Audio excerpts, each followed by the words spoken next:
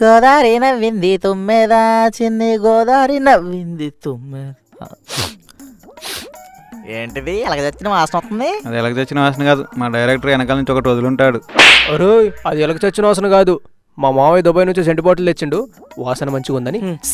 ఒరే గబ్బునాయాల, అది సెంటు కాదురా కిట్టు, దోమలు చంపే హిట్టు అని ఎన్నిసార్లు చెప్పాలరా నీకు?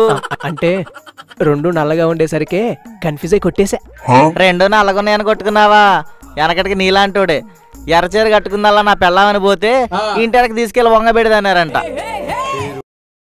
అవును, నువ్వు చచ్చిపోయావంట అప్పుడేదో కరోనా టైంలో. ఆ గోలేంట్రా? నేను చచ్చిపోవడం ఏంట్రా?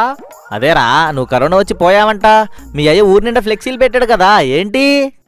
ఓ అదే, కరోనా టైంలో జాబ్ పీకింది, రీఛార్జ్ కూడా డబ్బులు లేవు. అదే టైంలో మా అయ్య ఫోన్ చేసిండు, అది ఇంగ్లీష్లో చెప్పింది కదా, you train that person currently not available. అది మా అయ్యకి అర్థం కాల. నేనేదో ఇంగ్లీష్ పిల్లతో లేచిపోయాను అనుకోని అది ఊళ్ళో తెలిస్తే పరుగు పోద్దని శ్రద్ధాంజలి చేశాడు నాకు. సూపర్ తమ్ముడు, బాగా చేశారు.